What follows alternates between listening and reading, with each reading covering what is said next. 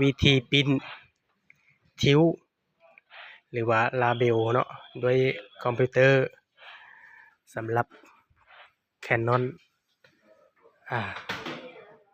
MK 2600ก่อนอื่นเอาได้เครื่องปิ้นมาเสียบไฟเรียบร้อยนี่เนาะแล้วก็ได้สายมาสายเชื่อมกับคอมเสียบเข้านี้ปึ๊บนี่เสียบเข้านี้ปึ๊บแล้วบาดนี้กดเปิดปึ๊บเปิดเครื่องให้มันรันบนเนาะหลังจากเปิดเครื่องแล้วเราลบข้อมูลเก่าเนาะ delete all ปึ๊บ enter 2 เทื่อบาดนี้เราก็เฮ็ดให้มันเชื่อมกับคอมเนาะเพราะว่าคอมมีไดเวอร์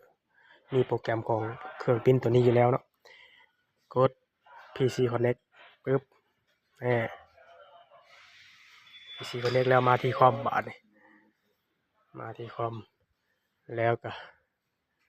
ไปที่โปรแกรมของมันเนาะคือ MK 2600ดับเบิลคลิกเข้าไปไปเปิดเอาไฟล์ที่เราสร้างไว้เพื่อมาปิ้น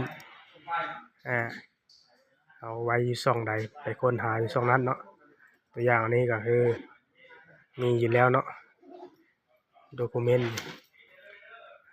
ปิ้นนี่เราเลือกไฟล์มาเปิดไฟล์เข้ามาโปรแกรมเข้าโปรแกรมปุ๊บบัดนี้เราก็เลือกปิ้นเนาะนี่กดปิ้นปึ๊บนี่มากดตัวนี้ปึ๊บบัดนี้เราเลือกว่าสิปิ้นด้วยแผ่นลาเบลบ่หรือว่าด้วยทิวเราปิ้นด้วยทิวเนาะเพราะว่ามันเป็นท่อเนาะนี่เป็นท่อสำหรับใส่คอสาย 2.5 นี่เลือกทิวแล้วก็กดปิ้นเลยปึ๊บนี่มาเบิ่งที่เครื่องเนาะนี่เครื่องเริ่มปิ้นละโอเค